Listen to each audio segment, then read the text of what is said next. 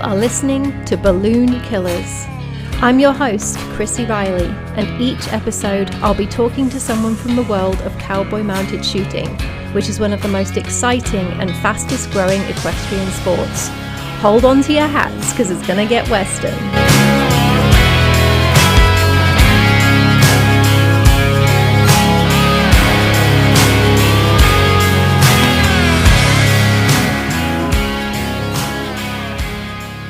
Hello everyone. I'm going to be very British for a minute and talk about the weather because that's a lot of what has been happening in my world. We got about half a foot of snow and that turned to ice, and of course that turned to mud. So I've been squelching around in Wellington boots for a couple of days. There's muddy paw prints all over the floor, and pretty much the only riding I've done is I slipped on some damp cow turds moving some panels and went on a wild ride rolling down the hill and found myself covered in mud. Because I haven't been able to ride very much, I've been spending a lot of time focusing on the mental game, and if you remember in episode 41 I interviewed Laurie Blickenstaff and mentioned that she is coaching me on the mental game. If you haven't listened to that one, I would go ahead and do it because it's such a good one. So I set up a virtual reality zone in my living room, which is basically a saddle rack with a saddle on top. It's fondly being called the shooting fantasy zone in my house. And I've been using it to visualize runs. So I pick a pattern out of the book and I figure out my line. Then I put on my holsters and my guns, sit in my saddle, close my eyes, and I try and live that pattern, live that run, live that stage, sitting on the saddle. So it's going to be really interesting to see how this helps to prepare me for the shoot on the 20th. I will keep you all posted. My guest for this episode was the 2010 MSA Men's Semi-Pro World Champion and the 2013 Main Event Colt Starting Champion in Alberta. In 2017, Heath Marshall was the Lone Star Classic Men's 5 winner and the CMSA Men's 5 World Champion. In 2018, he was the Lone Star Classic Men's 5 winner. And in 2019, he was the Kansas State Reserve Men's Overall and the Colorado State Open Eliminator winner. In 2020, he was the Mid-Mountain Regional Men's Overall. And in 2021, he was the Mid-Mountain Regional Men's Reserve. And in 2021, he was also the AQHA World of Mounted Shooting Finals Open Men's 3rd and 9th placed finisher.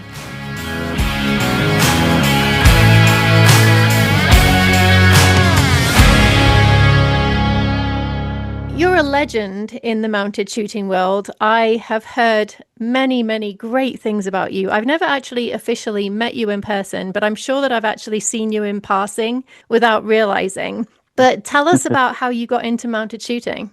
In 2008, I entered the Extreme Mustang Makeover Challenge, and I decided to adopt my horse, and I didn't have any idea what I was going to do with him. So during the competition, somebody was shooting off their horse for their demonstration, and I thought that was a cool idea, and I was trying to figure out where I bought these blanks. So I just, Googled where to buy them, and the CMSA website kept popping up. And I thought, what the heck is this? So I started looking around, and I was like, oh, we have a club here. And the club was shot 30 minutes from my house, and I had no idea they even existed. So I called up the president at the time. It was Pat Goulet, and I said, can I come and play? And he said, yeah. So I showed up, and I have a hard time, practicing anything or learning anything. I just dive in head first. So I joined the club and the CMSA, bought 2 pistols from a guy before the shoot started, borrowed some holsters, and entered the main match. And I had never fired a round off my horse yet. Oh, my goodness. And I hadn't even seen it done before. I've never even seen it. I just heard about it. Uh-huh. So I got on my horse and I was talking to the guy that was running. It was next to me, and I said, what do I do? And he said, it's just right up, and you have to shoot these colors first. And I didn't know anybody. I was like, all right. And he said, I said, I've never shot off my horse. He looked at me like he was I'm crazy. And he said, well, I just never have. I've done a stock whip off of him, but I've never shot.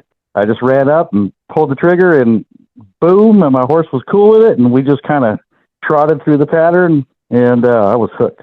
And then the rest of the shoot was about the same, real slow. But that's how I got into it. In the club, I mean, there was 15, maybe 20 people entered in that shoot. Like nowadays, it's like 60 to 80. Mm-hmm. But there was only a handful of people at the time, and the people just kind of took me in, and like I had been doing it forever with them. It was a great group of people, the Colorado Mountain Thunders, and I was hooked. Went to every shoot after that.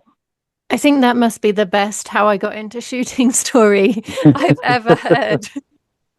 Yeah, my wife thought I was crazy, and I think Pat Goulet was tired of me calling him too. I called him probably, I don't know, 10 times during the week. What do I have to have?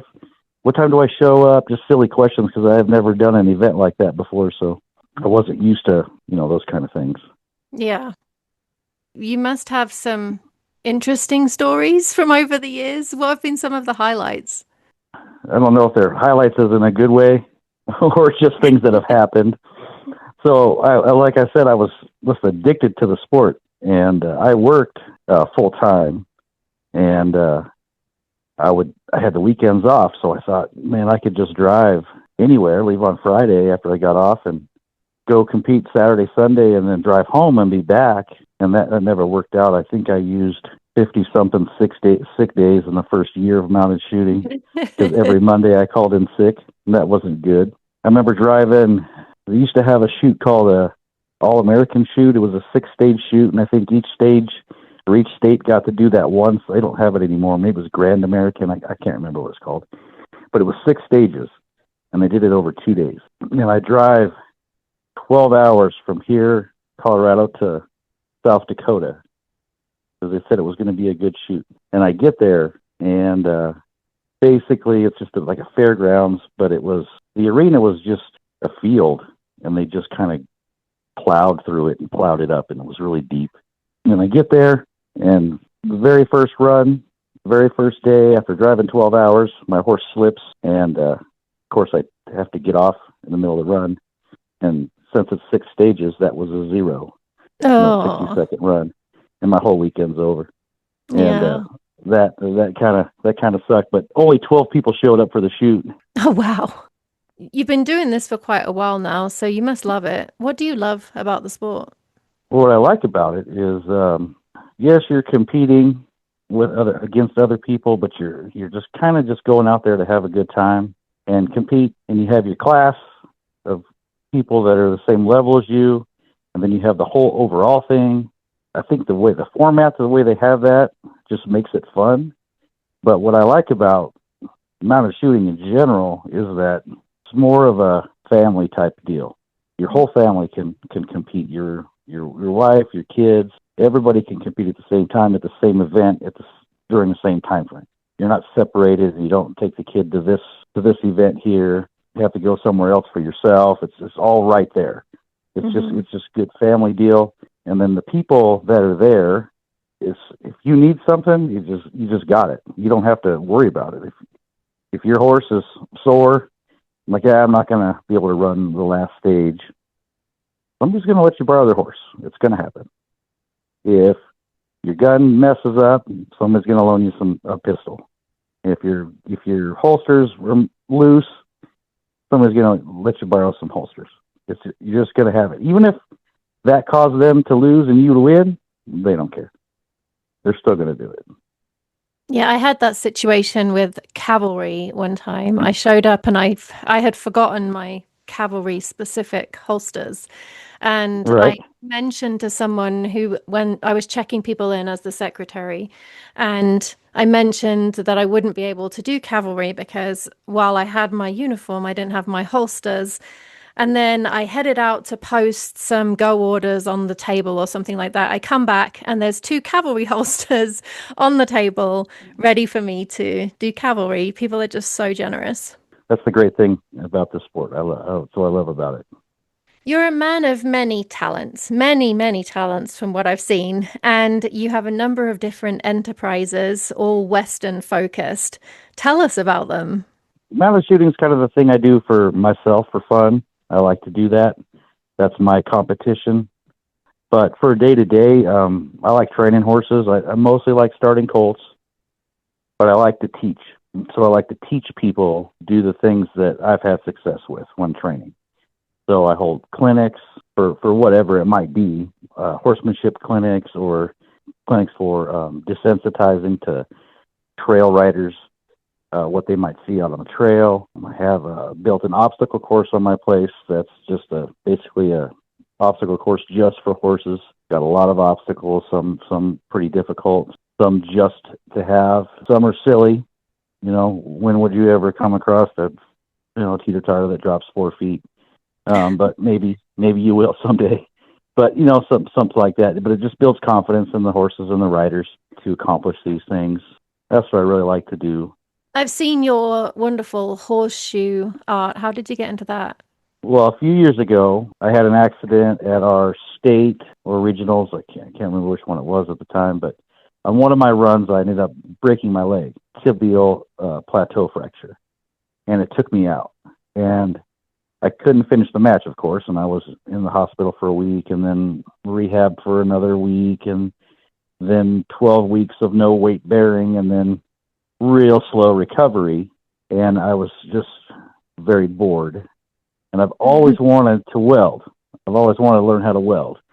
And I thought, I don't know what to weld. I don't have big projects, and I didn't go to school for it, so I knew it wasn't going to be anything to weld that was important, And I thought I had just, built a little shop for myself the year before. Maybe I can weld. So I talked my wife into letting me buy a welder.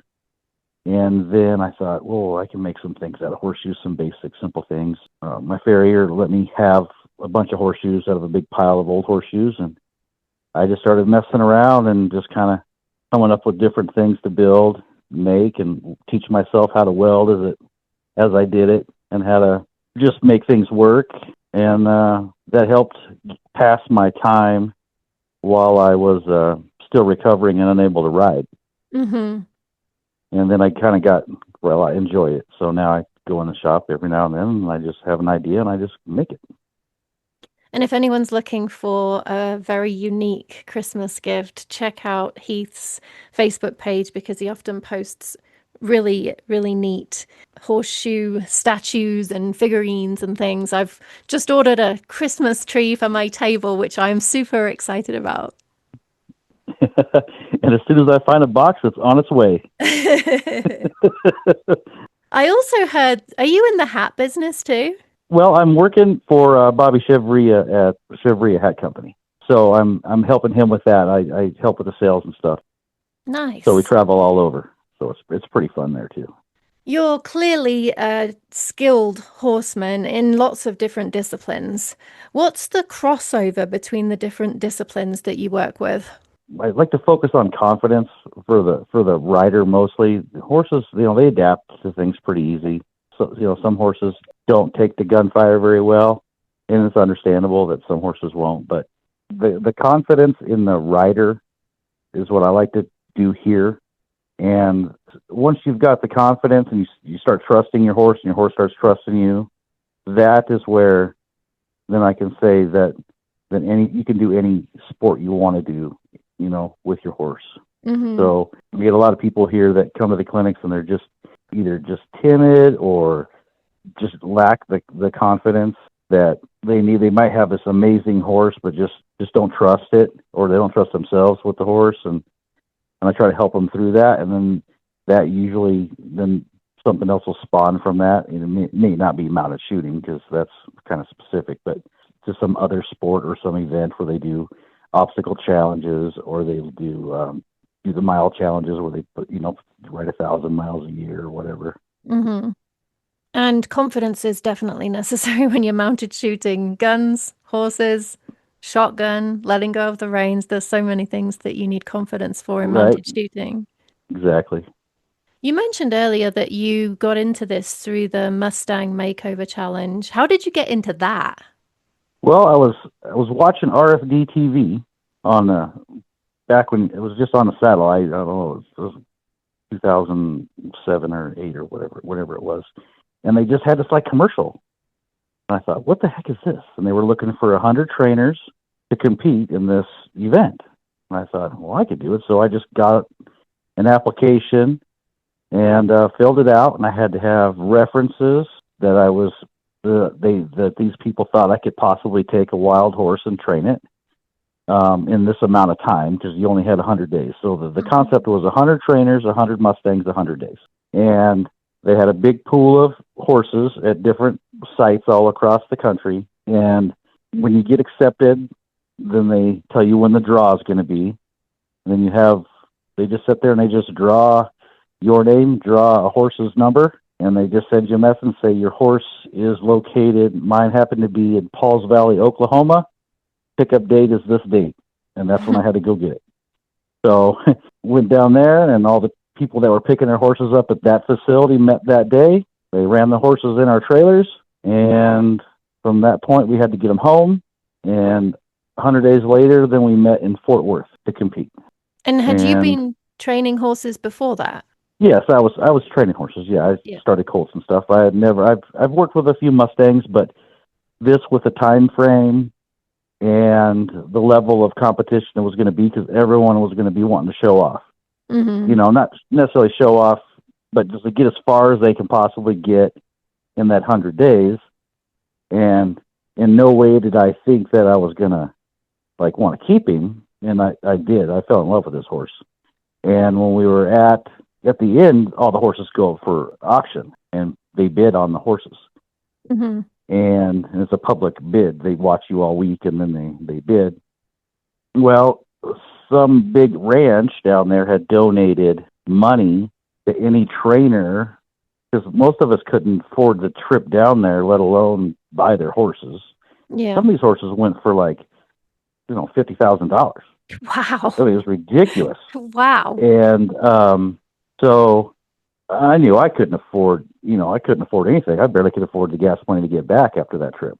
And they donated the money, and all I had to do was just walk up and just tell who's in charge. I said, hey, I want to keep him.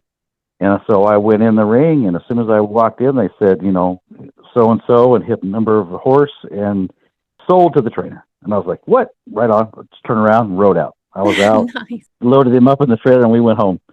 So it was a pretty cool experience. So my goal was to promote him as much as possible. And that one reason why I went and did mount shooting, I said, okay, that's something I can do off of him. That's going to get him out there. We did some obstacle challenges. I entered him in everything that was around just to get his name out there. And it got him in some magazines. He was in a regional magazine here, Horses of the Rockies. He was in that, and he was in Horse Illustrated magazine. He was also featured in the flyers for adoptions for the BLM. And at a shoot in Oklahoma that I went to, they used to have the big shoots for the year. They were needing a horse to be in the Make-A-Wish shoot. So they needed the Make-A-Wish horse. And the Make-A-Wish horse was a Mustang that couldn't make it for whatever reason, trailer issues or something.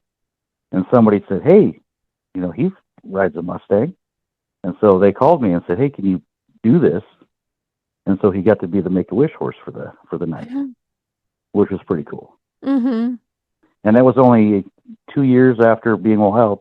He was doing those things. Have you done anything like that since then? Any of the Mustang makeovers or challenges like that?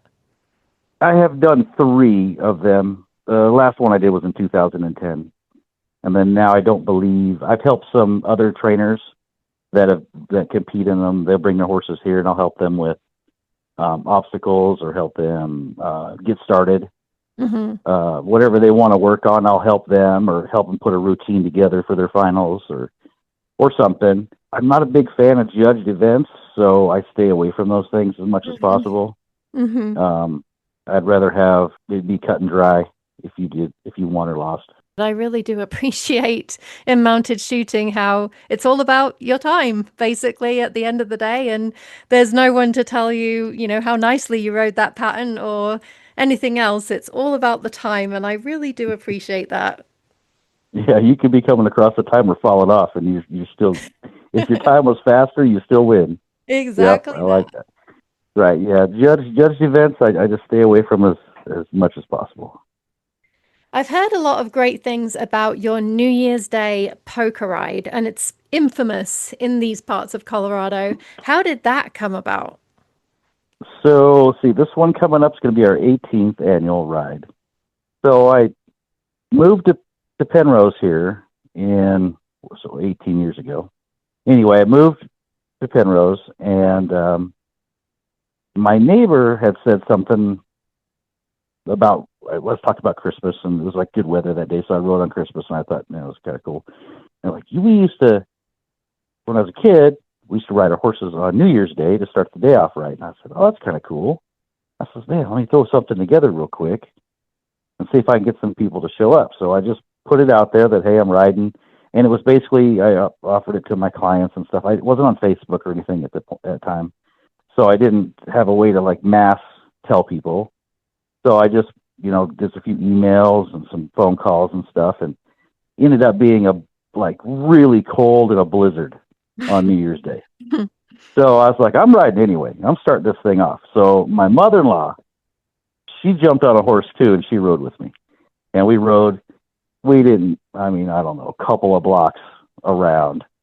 But we took photos, we made little videos. We were doing this on New Year's Day.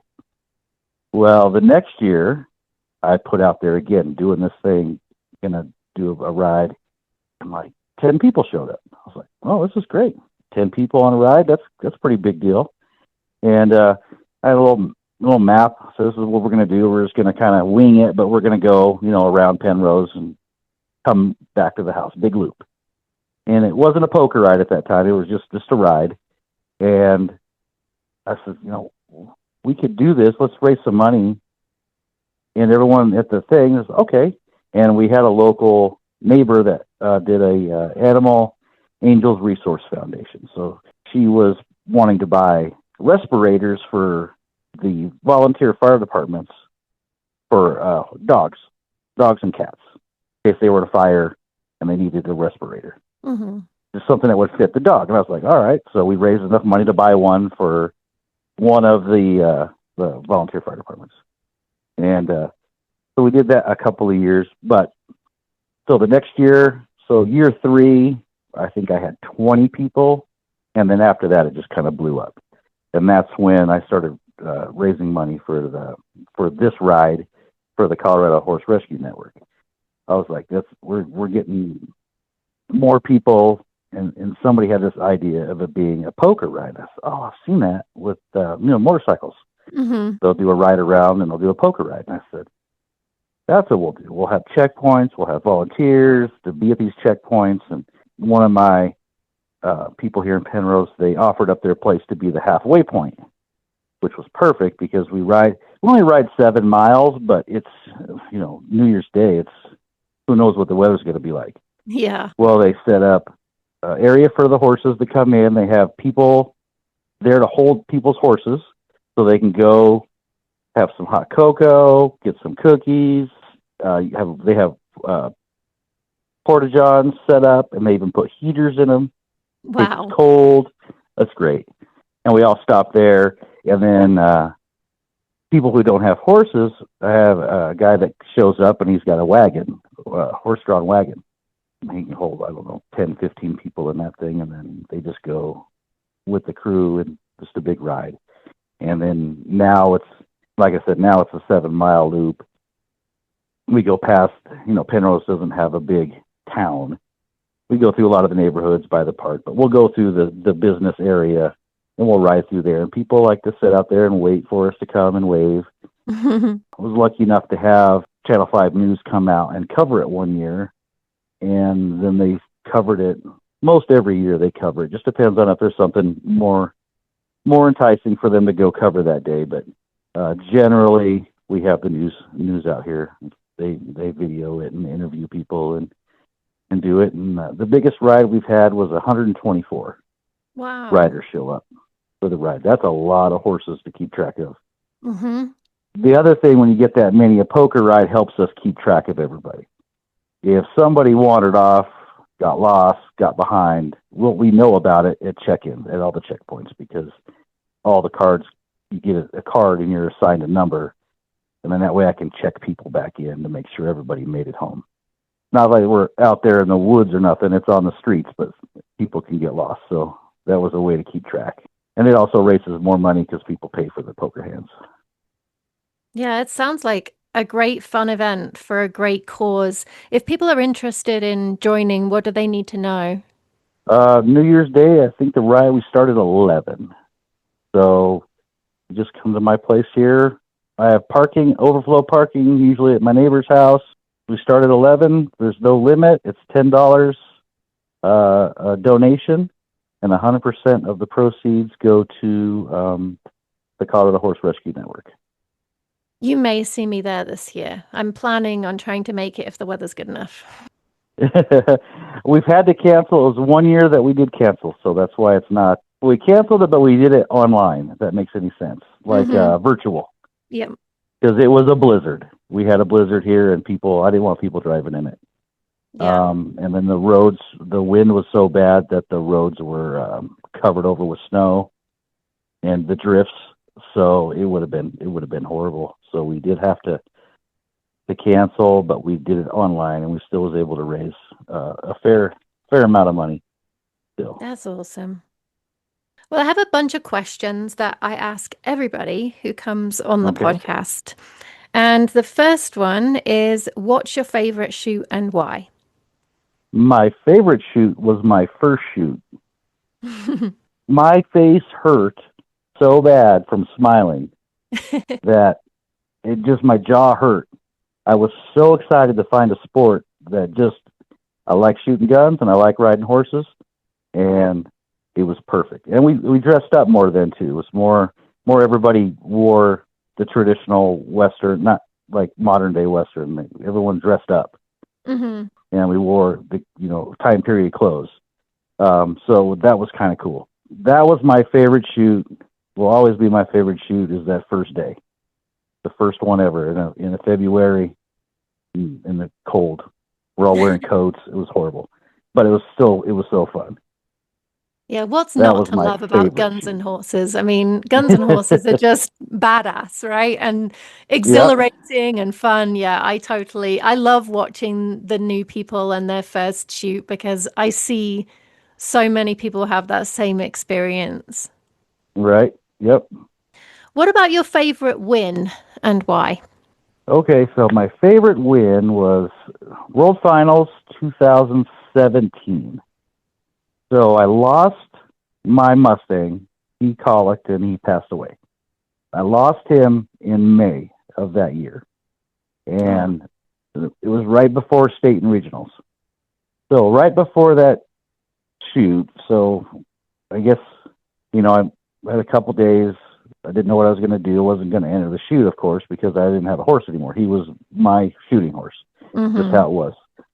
And I got an offer from Dale and Katrina Klotz that they had a horse for me to borrow. They didn't want to see me miss out and lose what I like to do and keep me going. They said, hey, we'll bring this mare down to you and you can borrow her.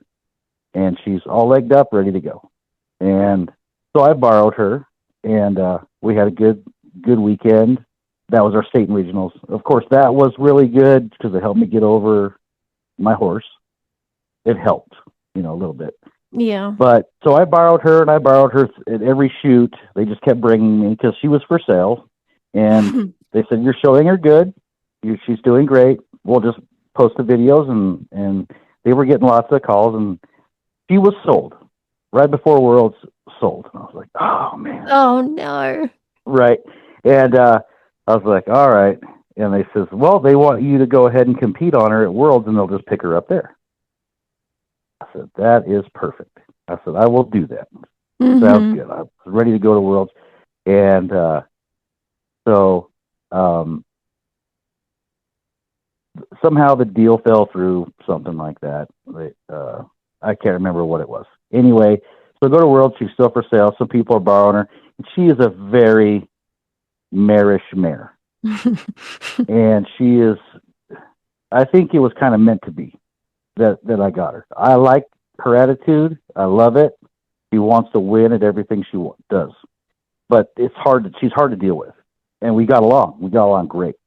So at that World Finals, 2017, I was a men's 5, and I had competed at the Worlds many times, and I've missed balloons or just been too slow or just whatever. In each level I went, I think I went as a 3 and a 4 and a 5 a couple times. But this one, everything was like, if something could go wrong, the list of, all the things that can go wrong mounted shooting, that happened, but somehow we made it through it each time. So the first blunder that we had was I missed a balloon, and I always go for a twofer to pick up that missed balloon. Always, regardless if it's not going to happen in a million years, I'm going to try. I'm going to try to line it up, even if it's 50 yards away. I'm going to try to line it up and try to make it work. Well, the rundown happened to have a line up to this missed balloon in 3 spots. So on the rundown, I shot the first time, hit my rundown balloon, but didn't hit the twofer. Went to the next balloon, shot dead on, missed the twofer. No way. Now I'm past the balloon I missed, like way past it, and I'm at the next rundown balloon, and I just reached backwards and waited and shot behind me to hit the rundown balloon, and that sucker popped. Wow. And it was I think it was number 9, and then I shot number 10. It was a smoke and run, but I picked up that miss. Then the next stage was running, and I ran, and I was just going too fast. I didn't think about the barrel turn in the next 5 and how fast the gun change was going to have to be.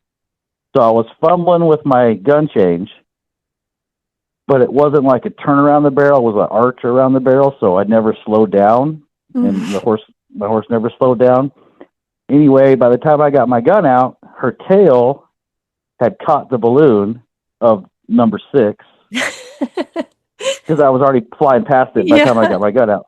The balloon flew in the air, and I shot it, and I hit it. It wasn't even a stick anymore. And then I finished the rundown. So that's number 2, stage 2 or stage 3, whatever it was. And then stage 5, which was the last stage, I'm winning the men's 5s by, I don't know, 0.3 of a second or something. It was really close. And right before, and I blame this Whataburger on this, right before the run, my wife gets lunch. She says, "Here, hurry up, eat, because you got to go get your horse and get ready to run." So I ate this hamburger, and I'm thinking, all right, I shouldn't eat that hamburger. Now, now I'm full. I'm a little bit rounder than I was a minute ago. And I put my belt on, and I pulled it tight, and I do my run, and I shoot 5. And as I go to put my gun away, my gun belt breaks at the buckle, and my whole gun belt goes flying off. And I grab it and around my ankle, and I pull the gun belt back in my lap, and I'm going around the rundown barrel. My horse, I kind of let go, and the horse just knew where to go. She just ran up to the barrel and turned. And about that time, I finally get my pistol out, hoping it was the right one, because at this point, I had 2 guns in my lap, in the holster, but in my lap. And I pulled the right one out, and we finished, and we ended up winning the men's 5s.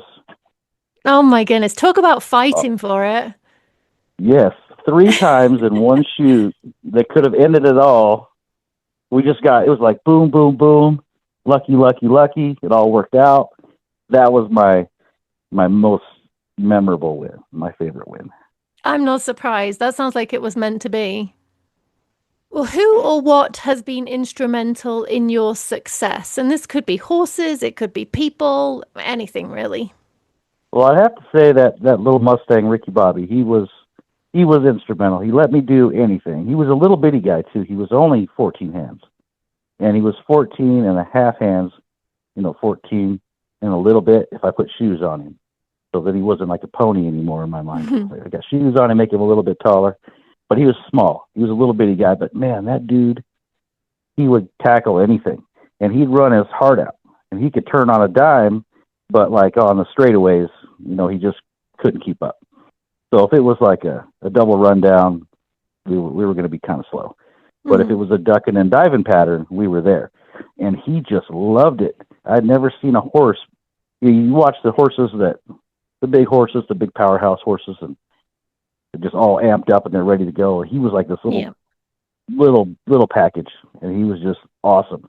And a lot of people's like, well, you made it to level 2, and that's probably where he's going to be. He's a little bitty guy. He's never going to make it. Level 3, well, you got lucky. You made it to a 3. 4, oh man, he's doing great, but he's not 5 level. Boom, we made it to a 5.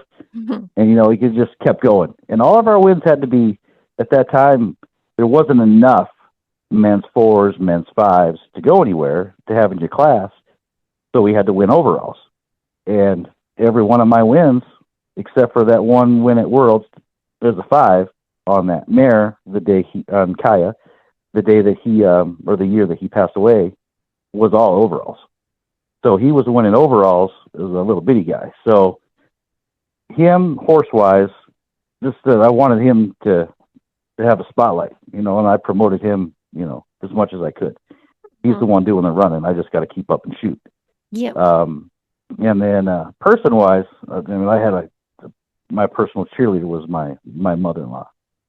He went to every shoot. Like when I said that first year, I was like, oh man, I can go to Montana's having a state and regional together.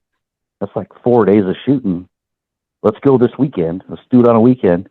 We'll leave Friday and come back Sunday like I thought I was going to do. Never worked out. But I was like, I don't want to do that. Or I got to work. Mother-in-law's like, I'll go with you. Boom. We drive all the way to Montana. She drive, I drive, and we get there. Shoot and drive back. And in every video I got, that's her voice in the background screaming. So she's always like, oh, yeah, he could do it. He could do it. He's just as fast as the big horses. He could do it. And and I just kept pushing. And we started together, me and him. Our first shoot was both of our first shoot, So that's what pushed me to do good. And then now I've got a couple different horses that I compete off of. And that first horse, I'm just looking around my house right now. I probably got 50 pictures of him on the wall. He sounds amazing. And I love that your mother-in-law is someone, normally people complain about their in-laws, but I love that your mother-in-law was the one supporting you. That's awesome. Yep. What plans do you have for 2026? We're coming up on a new year. Do you have anything special planned for 2026? Anything special in horsemanship? Well, we'll get through the New Year's Day ride, and then we have stock show. We'll be selling hats there at stock show. And then after stock show, hopefully I'll be trying to get into the winter series. I'll be late for that because I had to get a knee replacement this year. So I'm still recovering from that. I entered one shoot this year and it worked out pretty good, but right now trying to play catch up. I had a lot of horses that got behind. So it was about 2 years I was kind of in and out of training because of this leg injury. But now I'm good. And so I caught up this year, caught up with horses that were on the schedule for training. And then I'll be able to start justify my time to be able to go to some of these shoots. I may not travel as much as I want to for them, but I think most of the club shoots I'll be able to attend. I will look forward to seeing you there.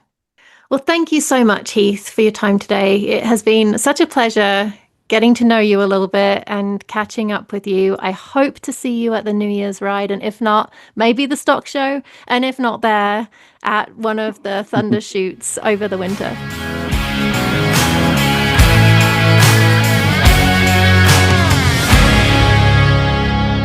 Thank you so much, Heath. I am really glad that after passing like ships in the night at a few Colorado shoots, we finally got to catch up. I hope you all have a Merry Christmas and Happy Holidays. And if there are balloon killers you would like to hear interviewed, please email me on balloonkillers@gmail.com. That's balloonkillers, all one word, @gmail.com.